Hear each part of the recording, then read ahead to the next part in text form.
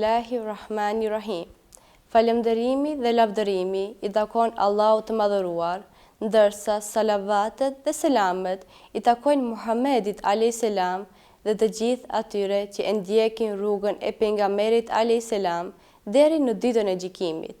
Allahu i madhërueshëm në Kur'anin famuljar thot: Ja eyyuhalladhina amanu dhkurullaha dhikran kathira wasabbihuhu bukratan wa asila. O ju që besuat, rikujtojeni shpesh Allahun dhe madhëroni atë në mëngjes e në mbrëmje, dhe ai ju mëshiron juve dhe engjëjt e tij, e për t'ju nxjerrë prej errësirave në dritë, dhe ai te besimtarëve është shumë mëshirues. Allah i madhërisëm i urdhëron robërit e tij besimtar që ta rikujtojnë sa më shpesh, nga se ai u dha begatit të lloj-llojshme, e nëse e bëjnë këtë, ato të kenë shpërblim të madh dhe përfundim të mirë. Transmetohet se Ibn Abasi, lidhur me fjalët e Allahut Madhërisht, rikujtoni sa më shpesh Allahun, ka thënë: Allah i Madhërisëm, secilit obligim fetar i ka bërë kufi të caktuar përveç se dhikrit, përmendjes së Allahut.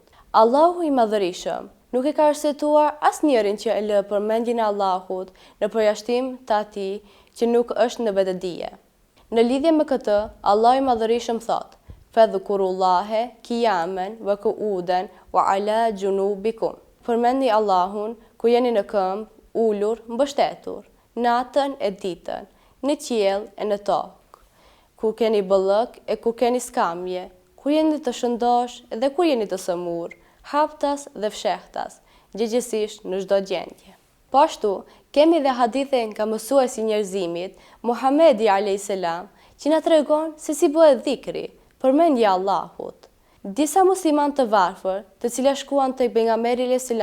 që tregojnë dertet e tyre dhe i thanë: O i dërguari i Allahut, të pasurit fituar mirësitë të amshueshme dhe nivelet më të larta të xhennetit. Ata falin namaz ashtu siç falim ne, agjerojnë ashtu siç agjerojmë ne. Por me që kanë pasuri, ata shkojnë në haxh dhe në umre, japin sadaka dhe marrin pjesë në xhihad. Ndërsa ne nuk kemi pasuri që të hapim lëmosh. Pejgamberi a.s. vu tha: A t'ju tregoj diçka? Nëse e bëni këtë, do t'i arrini me sevape ata që ju kanë tejkaluar dhe ata që do vinë më pas.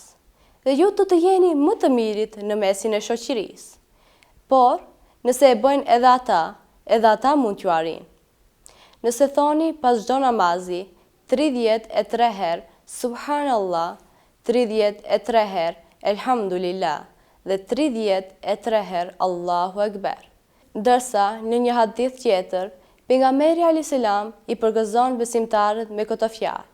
E nëse i thoni këta 99 tesbihe, i plotësonin 100-ën duke thënë: La ilaha illallahu wahdahu la sharika lah, lahul mulku wa lahul hamdu wa huwa ala kulli shay'in qadir. Do t'ju falen mëkatet e të jenë sa shkuma e detit. Dhikri është i lloj-llojshëm, ashtu siç bëhet me gjuhë dhe me zemër. Nëse në gjuhën tonë është ai, domethënë Allahu i Madhërisëm, në zemër është ai, dhe në të gjithë gjymtyrët tona është vetëm ai, atëherë perfeksionohet dhikri, duke u bërë kënaqësi për shpirtin dhe duke u shndruar në një portë të miqësisë drejt Allahut të Madhërisëm. Allah i Madhërisëm, dhikrin dhe tesbihun i përmend bashkë në një ajet: O besimtar, përmendni shpesh Allahun dhe madhërojini atë në mëngjes e në mbrëmje.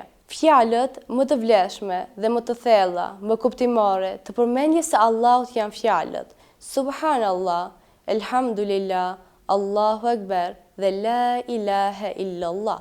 Tesbih do të thotë me gjuhë dhe me zemër të konsiderosh Allahun fuqiplot, larg dhe përtej çdo cilësie të mangët me të cilët njerëzit i mendojnë hyjnit zotrat. Edhe njeriu që beson, duke bërë tesbih Allahun xhaleshanuhu, bëhet një hallk i këtij sinxhiri. Allahu i Madhërisëm në Kur'anin famuljar thotë: Më kujtoni mua me namaz e me lutje, unë do t'ju kujtoj me shpërblime, e falenderoni duke mu bindur, e mos i mohoni dhuntit e mia me mosbindje.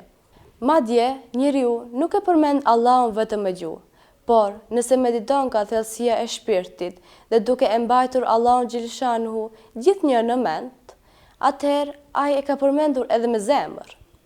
Transmeton Abdullah ibn Busra, erdhi një njeri nga banorët e shkretëtirës tek pejgamberi alayhis salam dhe i tha: "O i dërguari i Allahut, dispozitat e Islamit janë shumë të rënda për mua.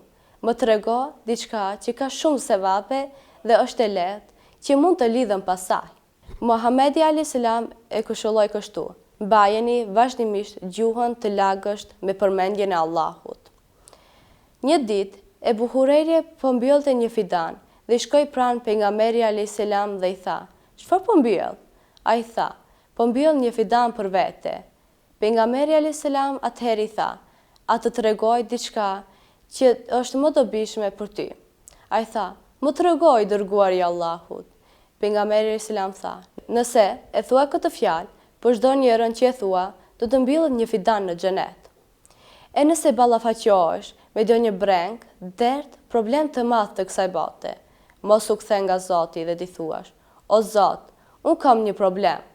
Por, kthem ka problemi dhe thuaj: O problem, unë kam një Zot, ai është më i madhi, dhe kur e përmendi, më bëhet wakil, kujdestari im në çdo punë. Esselamu alaikum wa rahmatullahi wa barakatuhu.